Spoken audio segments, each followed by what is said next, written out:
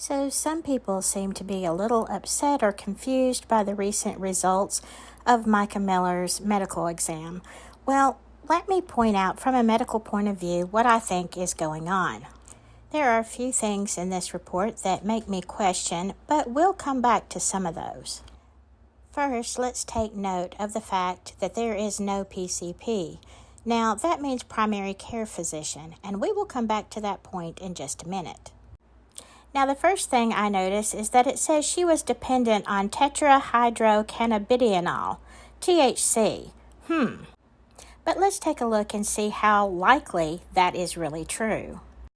Now, according to the FDA, the physical dependence liability is very low, the psychological low to moderate, and addiction liability relatively low, just 9%. So for a report to say it is a dependence on THC, that's kind of taking some liberties, in my opinion.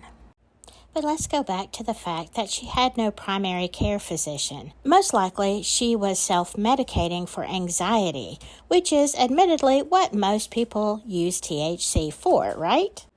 Now, when she did see a doctor, she got a prescription for this. It's called Vistaril, and it is a very mild antihistamine that is basically used for anxiety.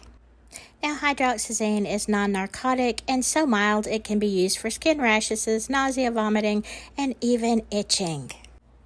As a matter of fact, it is so mild that it is in the same class of antihistamine as Benadryl, and therefore it doesn't have a lot of side effects, certainly not ones that would make you psychotic. My guess is she was just having anxiety over the divorce, the threats, and everything else JP was putting her through. If she indeed had a real problem, then they would have given her something stronger, such as Ativan or Klonopin, something that is definitely made for anti-anxiety alone. I mean, if I were being stalked, tracked, threatened, and my tires slashed, I think I would have a bit of anxiety and maybe need a little Vistaril or some gummies or something, wouldn't you?